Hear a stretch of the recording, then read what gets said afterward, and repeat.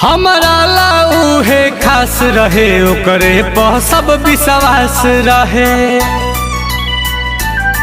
माला Feral शौक के खो दिहल से अपन हक के।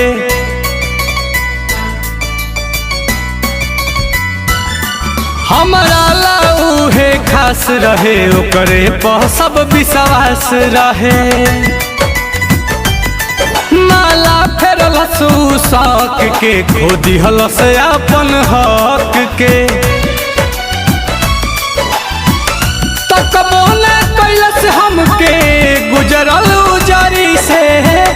तकबो न कैलस हमके गुजरल उजरी से।